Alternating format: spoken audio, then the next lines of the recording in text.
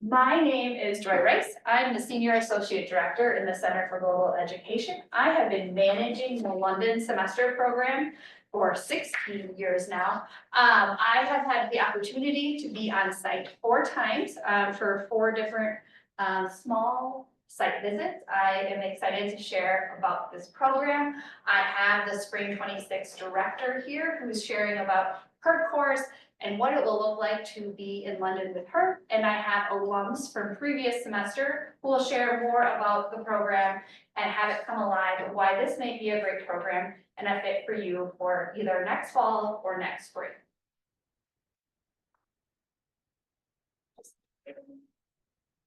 All right, so again, this is a little overview of what we're going to cover today. Learn more about the program director, learn more about what life looks like in London. You can get yourself a great I Love London shirt. These are great things. We'll talk about costs and finances, a little bit about the application, and then Q&A from there. Okay, and so with this program, just a little brief introduction. We are in London, and London is made up of lots of different neighborhoods that are numbered here. And so it's obviously one of the largest cities in the world. It is a very diverse place. It's a very, about 200 languages are spoken. It is a very metropolitan place, full of lots of history, and our office partners with a program called FIE. You will get to see so much of the area. The bureau, all the areas, neighborhoods of London are called different bureaus.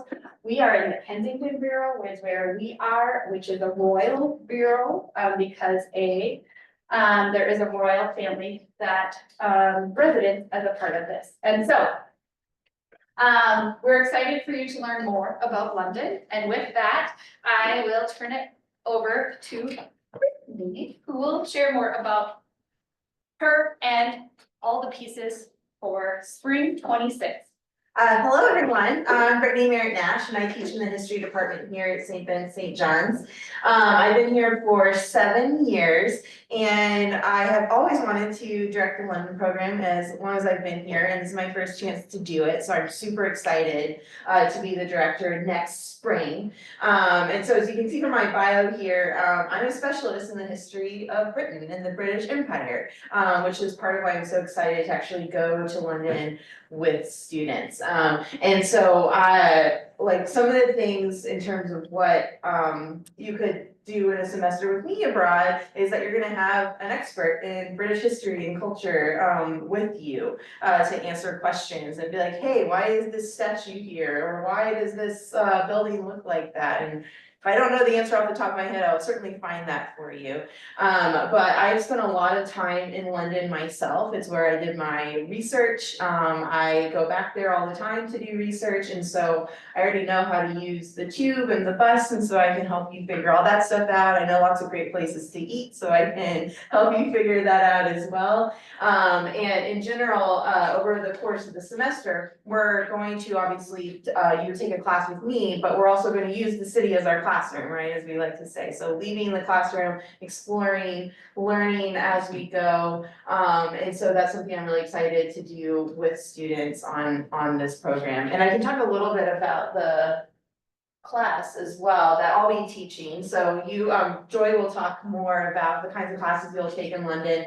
But the class you would take with me if you came in spring of 2026, I'm calling The Empire Strikes Back, because we're going to talk about the effects that the British Empire has had on Great Britain and on the city of London itself. And so I'm hoping with this class that it'll really help unlock a lot of London's secrets for you. Think about why the city was built the way it was, what the architecture is meant to kind of project to everyone, and also help you understand, as Joy said, London's an extremely diverse city. We'll learn about why that was, how Britain's kind of contact with the rest of the world has affected the way that London has developed over time. So again, I see this not just as a history class, but as kind of your guide to understanding London a little bit better. And then I'll also note that my husband, who is also a history professor here, is going to be on this trip. So you kind of get 2 faculty directors for the price of 1. everyone. And we'll have what will then be our 5-year-old with us. And so we'll have a little guy trailing along on some of our excursions as well. So I'm super excited for this program and getting to know those of you who are interested in going. And I will be here, of course, to answer any questions you have as the night goes on. Hi, I'm Emily. I'm a senior now, but I studied abroad in London this past spring. My name is Sam. I am also a senior now, and I was on the same trip as Ellie to London last spring, and I'm a G-bus major. So, this is kind of the area where you'll be living. We were in Hyde Park Gate, which is just across from Hyde Park, which is this beautiful, huge park that we took advantage of and ran and walked in through all the time. But the location of this is in a very fancy neighborhood, so that's also kind of a fun thing to explore throughout. But the location of the building, any of these 3 buildings that you'll be staying in, is really close to like all your necessities, like grocery stores, restaurants, and then different tube stations where you'll be able to travel even farther in the city. Yeah, and I think to just kind of add on to it, so the foundation house, which is right here, is where all your schooling will be happening, all your classes. And we were in Hyde Park Gate, so that's the house logo with the number 1 on it. I'd probably say that our walk to class was 10 to 11 minutes. And the other houses, such as Metro Gate, where we did like laundry and stuff, is about a block from where we lived, and it's about the same commute, so. Yeah, the living arrangements are really fun too, because you're in flats with about, were there 15 people or or? We had, everybody from our program was in Hyde Park Gate, and there were 5 floors. The first floor had, you know, a group of people, and then me and Ellie lived on the 5th floor together. So just kind of some images of the neighborhood. I don't really necessarily know exactly where that is, but that is in Hyde Park, and a lot of people in our group, on weekends or times that they had down would, you know, go walking there. I know that me and some of my buddies, we got a football from the local store and would just walk and throw that around. Ellie and some of her friends, I believe, like would do picnics. I believe that's Kensington Palace, which is also in Hyde Park Gate, right in the center. Or not Hyde Park Gate, Hyde Park. And then that is also another image of Hyde Park, and then that is, right down, what was that? Going down to class. Something like that, that is the walk that you'll have in class, so just kind of like some images to get you familiar with the area, kind of visualize it a little bit. Yeah, it's also really cool, you'll realize like walking down the streets, it's so different from walking maybe in like a big city like Minneapolis. All the buildings are super historic and old, and it's a really cool thing to see.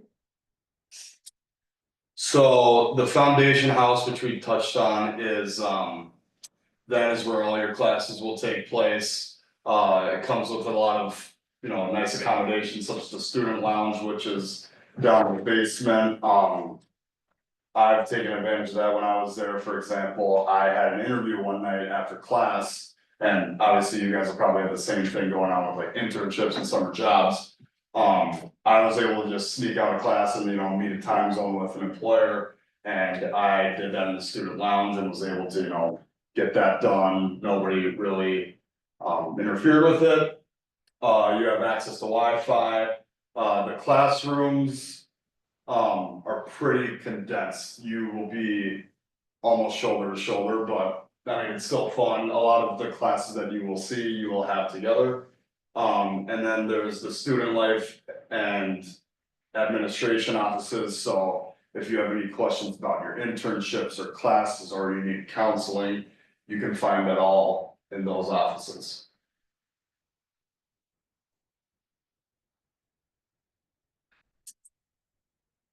Okay. I could go. Okay. Okay, so when you go abroad here, you'll be required to take some of these classes. A lot of times you're able to fit some key classes that you need in your 4-year plan. For example, I took my upper bio Islam in the West, so that covered that credit. It was a really interesting class. And I also took a photography class, which helped me explore London even farther. So there's a lot of different interesting classes and options to choose from. Yeah, I guess for me as a GBUS major, I didn't really take any classes that were centered around business or anything. But what I was able to do was I was able to knock off my art credit through music in 20th century Britain, which is essentially a class that focuses on how music around pop culture in Britain has evolved from, I'd say, the 30s until now. And one thing that's actually super beneficial that came from that class is now that I'm taking Integrations 300, you have to do an art reflection. There's like an art reflection credit that comes with the Integrations 300 class, and you have to go to 4 art events. I was able to knock off 2 of those through my art class in London because we went to 2 shows. So that was super beneficial in terms of the integrations curriculum. And then, obviously, as we touched on, this program requires an internship, which for GBUS specifically, if any of you guys are GBUS majors, you're required to do in your 4 years here. And that was super beneficial because I know a lot of people in this program or that just studied abroad weren't able to find someone coming back home. So even if you do or don't have one when you come back home for the summer, you have 1 internship done or 2 internships done, which, you know, when you guys are looking for jobs, that might give you an advantage over some other candidates. Yeah, it looks really good on a resume, and it's also just great experience and really interesting to see what it's like to work in a different culture, because it is very different. So also another great way to meet people, make connections. Yeah, so a lot of people ask what is the difference between the fall and the spring semester? The biggest difference is obviously going to be that College 385 study abroad seminar and ultimately having some of that mentorship with the course that director has, but then some of that mentorship. I mean, who can you ask, like, what does that statue mean? And you get maybe an instant answer. That seems pretty cool. So some of that mentorship, some of that piece, so that's gonna be the spring semester. So for the spring semester, you have the study abroad seminar. Everyone takes British life and culture regardless of semester, fall or spring. So the difference then would be, there's this global reflections class, that is fall only. That is a 1 credit course that meets online virtually, that is module based in Canvas, that will still allows you to get the GL. But what it doesn't allow for is if you are looking for CS as a part of your 4-year plan, that is in spring only. And so that would be a difference to also look into your 4-year plan of what that looks like. Everyone takes some open enrollment courses, so those wide array of courses, they mentioned some like the upper Theo, there's a variety of art classes, there is some global business classes, there's some other, a wide array, like 20 classes that are available that some meet in the integration, some meet major, some are just great general electives. If you have room, there's like a sport in London course, there's a food and culture class. There is like cash and records, talking about the music industry in Britain. So there is lots of different course offerings. There's a Harry Potter, where you talk through all the different books of Harry Potter. So go on our global portal for the London program and you'll see all the different course offerings. And so there's just lots to choose from. And then there is that internship placement. Do you want to talk what you guys did at your internship?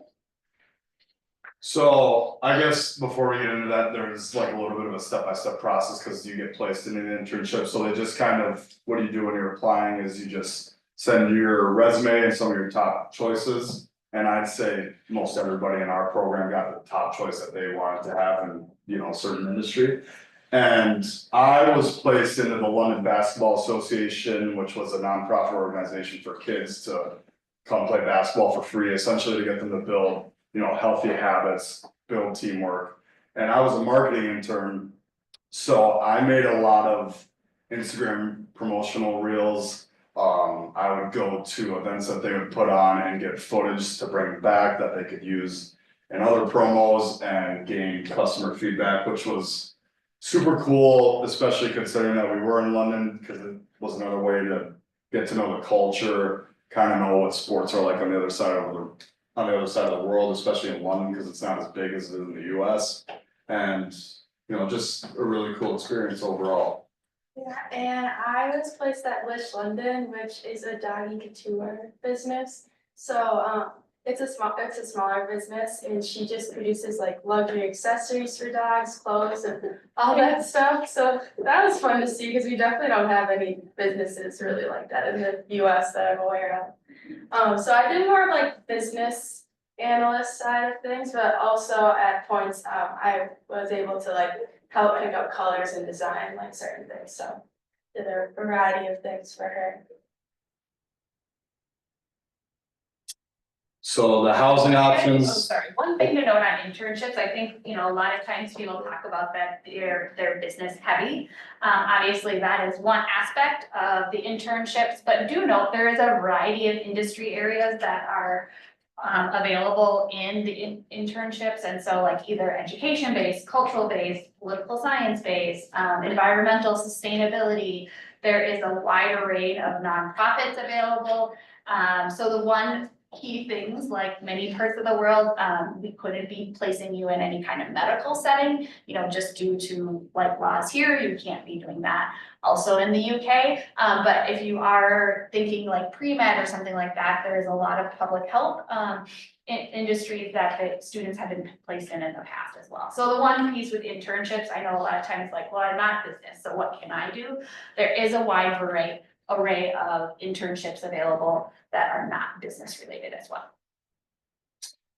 okay, so for the housing options, obviously, we told you guys that we stayed in Hyde Park Gate, which was located right outside of Hyde Park, which is one of the royal parks of London. And on our floor specifically, we had 2 kitchens. Well, one was in the common room, and then there was one like towards the other, like the back rooms. And it was pretty much in walking distance of like all the shops around us. Like we said earlier, it was probably a 10-minute walk to class. They all have Wi-Fi.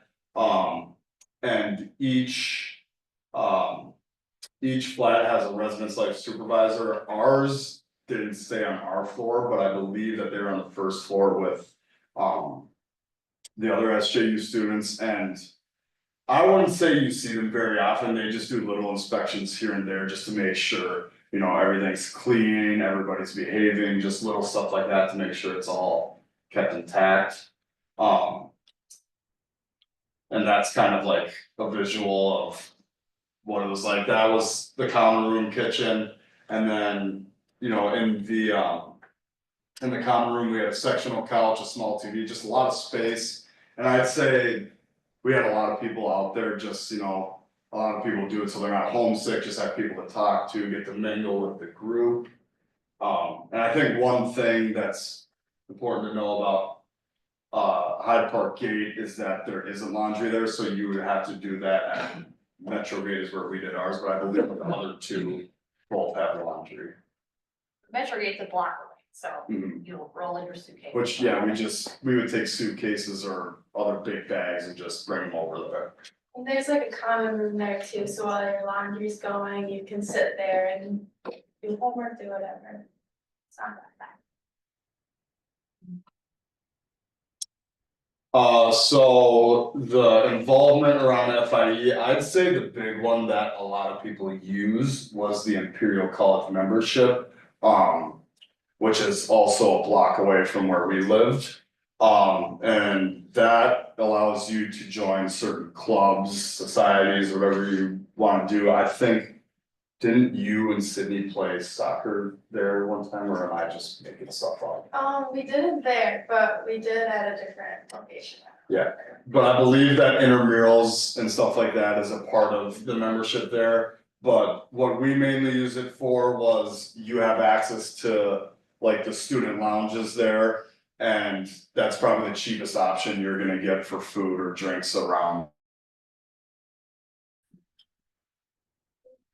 As you can see, like there's just so many things to do, so many activities, some that you do with your whole program, some that you can choose to do by yourself. Wicked we all went to as a program, which was really fun. I think that's one of the first things we did when we got to London, right? Yeah, it was like the second or third day, so we were a little tired when the show was going on, but it was still a phenomenal show. Definitely recommend the Harry Potter tour if you're a fan too. That's what it is. So the excursions, when we were there, we did Parliament, which, if you guys don't know, is the building connected to the Big Ben, clock. And then we also did the Thames River Cruise, and those were a part of our, you know, our orientation right when we got there. And it was super cool. I'd say on the river cruise, you got to see a lot of London, like. Even though you're on the river, you could still kind of see like how each area is. And then the transportation pass, which I still carry around for some reason. You get this card, it's called an Oyster card at the beginning of the program. And it allows you access to zones 1 and 2 for free.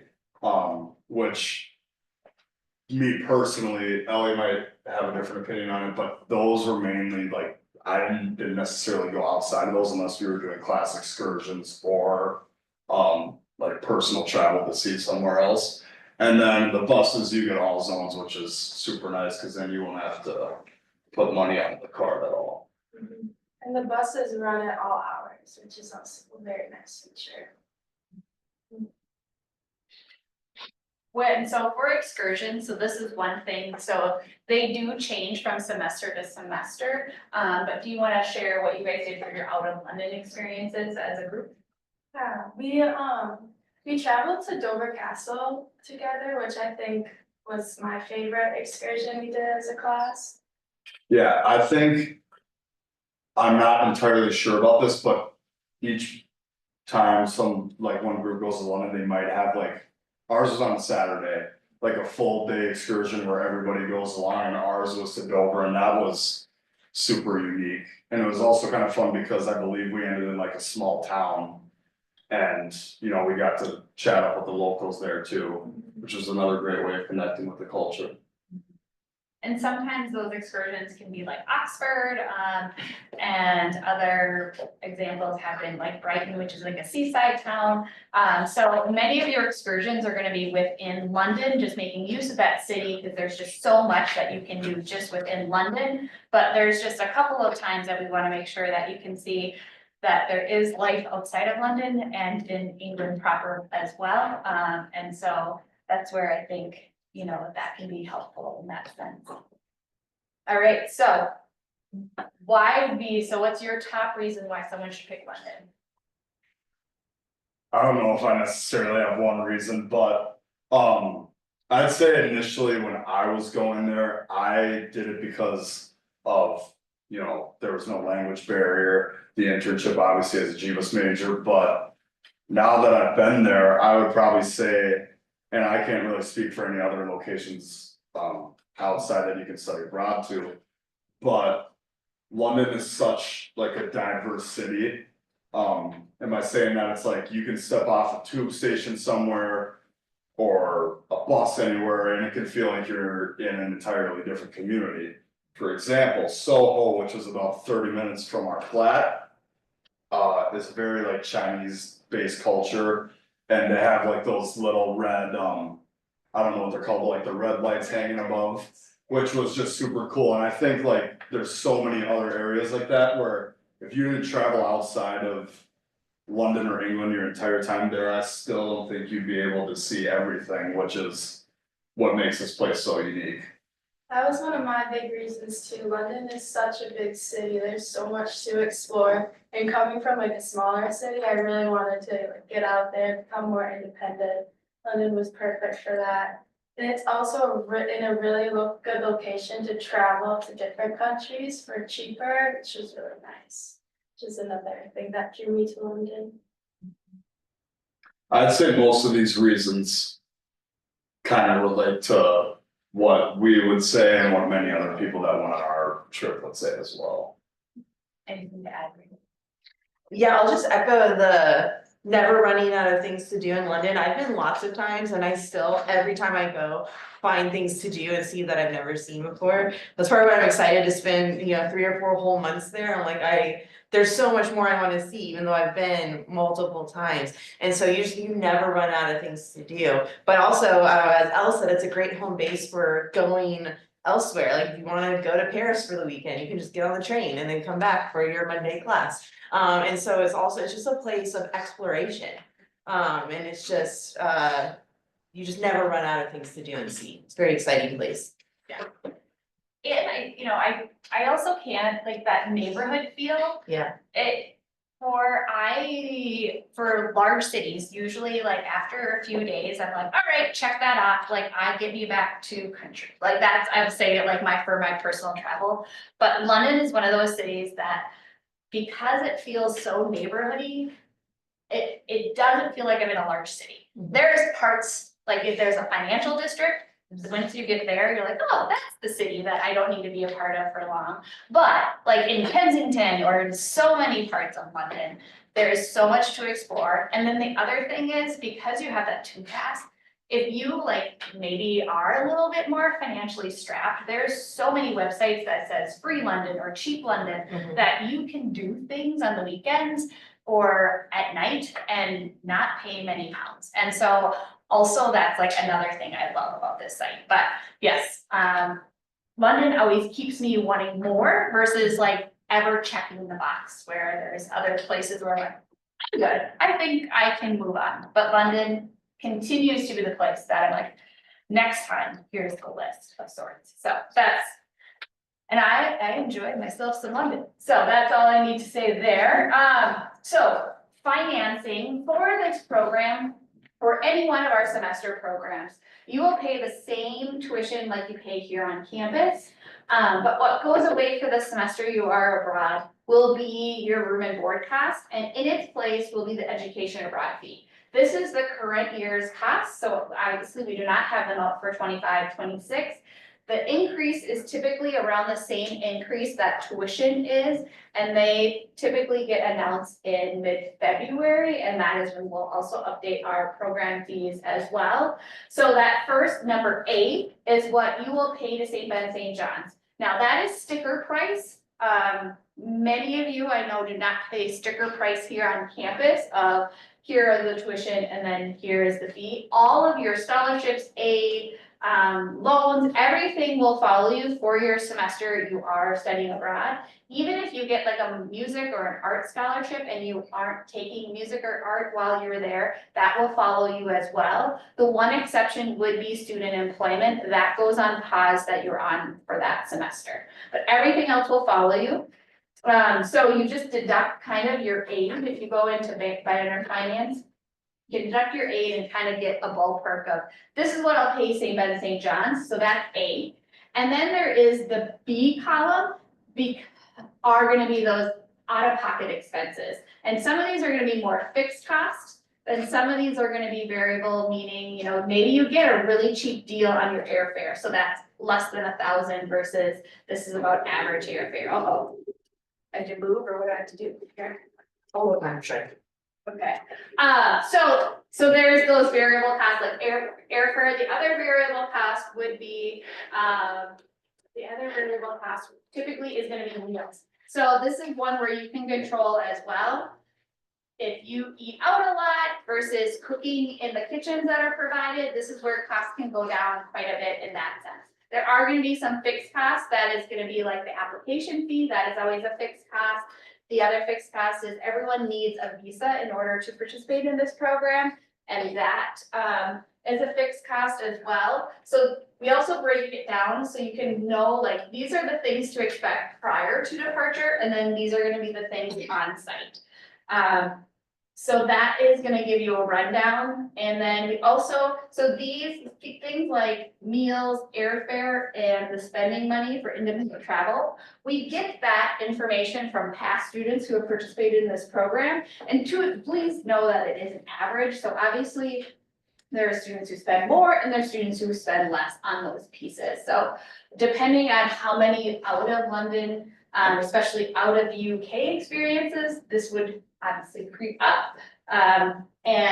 And it can be variable on that piece. We do have a number of scholarships. So we have a CSB SJU Global Scholarship that is due after the applications are due. That is something all students can apply for. If you happen to get a Pell Grant, that is something you can apply for in early March. This is a national scholarship, but CSB SJU does pretty well in this.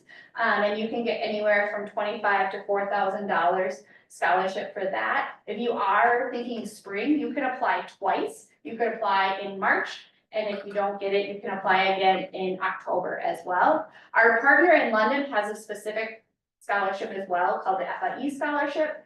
And that is something we are fairly successful as well. And we typically get 1 to 2 students who get that. And that's $2,000. That would be a scholarship that you would be able to get. If you get the Gilman or FIE, that doesn't go through St. Ben's student accounts, that would be just a check for you. And you can use however, and that's kind of a fun bonus there as well, so. All right, so with the application, you will find the application on the global portal. You can click on either Fall London or Spring London, and on the right side, it has Apply Now, and that's how you start the application. Please note, these are just our criteria for the program, and so, you know, we do require students to have a minimum of 2.5.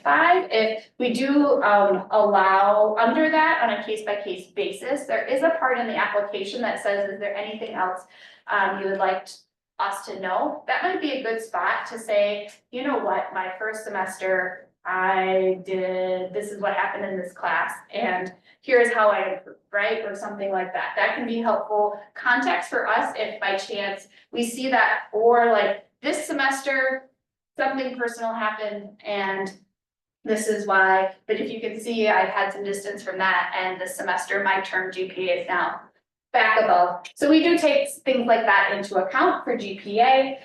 We do take time with those essays. This is where you're gonna talk more about your personal, professional, and academic goals for this particular program. You will add a resume. If you do need help with your resume, you can come to the Experience Hub. We are in Clements Library, and you can meet with a career mentor, and they can help with the resume if you want to get that up to date. You do have 2 references. This is someone who is a faculty member, so someone who's had you in class, and then non-academic. So for the non-academic, that could be if you work here on campus, it could be that. If you're an athlete, it could be a coach. It can be like your FR or resident director.